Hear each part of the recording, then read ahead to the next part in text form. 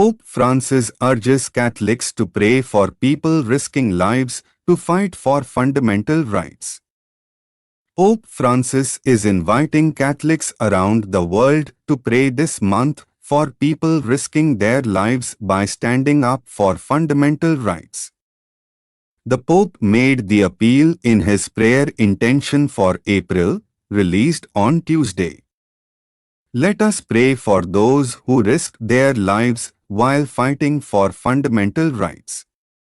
Under dictatorships, authoritarian regimes, and even in democracies in crisis, that they may see their sacrifice and their work bear abundant fruit, reads the monthly prayer intention, issued April 6 by the Pope's Worldwide Prayer Network. The network also released an accompanying video, in which Pope Francis explained the rationale for the prayer intention. Speaking in Spanish, the Pope said, "Defending fundamental human rights demands courage and determination. I am referring to actively combating poverty, inequality, the lack of work, land and housing, and the denial of social and labor rights. Often, in practice, fundamental human rights are not equal for all. There are first, second, and third-class people, and those who are disposable. No, they must be equal for all."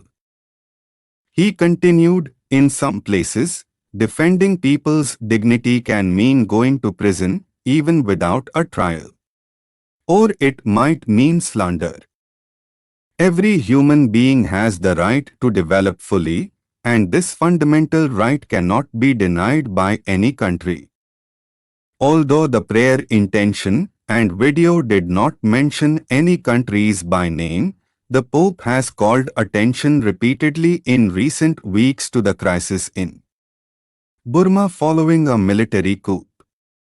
"Once again and with great sadness, I feel the urgency to speak about the tragic situation in Myanmar, where many people, mostly young people, are losing their lives to give hope to their country," he said at the end of a general audience on March 17.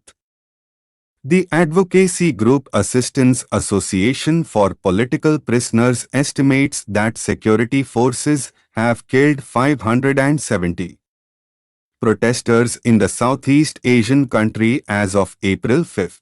Freedom House, a US-based NGO, issued a report in March 2020 arguing that democracy was decreasing not only in authoritarian states but also in countries with a long history of upholding basic rights.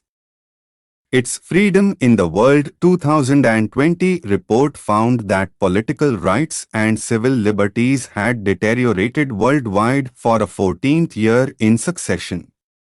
Among the territories highlighted in the study was Hong Kong. In recent months, Western governments have accused China of undermining the territory's democratic system.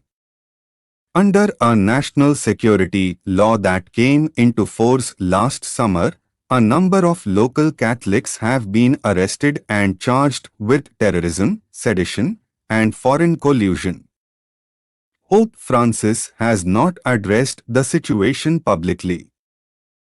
The Standard, an English-language newspaper in Hong Kong, said last month that Vatican Archbishop Paul Richard Gallagher had defended the Holy See's approach.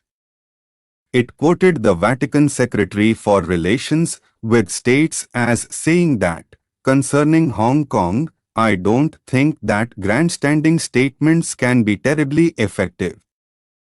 I think you have to ask what effect a statement is going to have. Is it going to produce a positive change, or does it make the situation more complicated for the local church and for relations with the Holy See? At the moment, we feel that's the right approach," Gallagher reportedly said. Commenting on the Pope's prayer intention for April, Fr. Frederick Fornos, S.J., International Director of the Pope's Worldwide Prayer Network, said, "It's not the first time that Pope Francis has insisted on the importance of people's fundamental rights." In his latest encyclical, Fratelli Tutti, he denounced the fact that while one part of humanity lives in opulence, another part sees its own dignity denied, scorned or trampled upon, and its fundamental rights discarded or violated.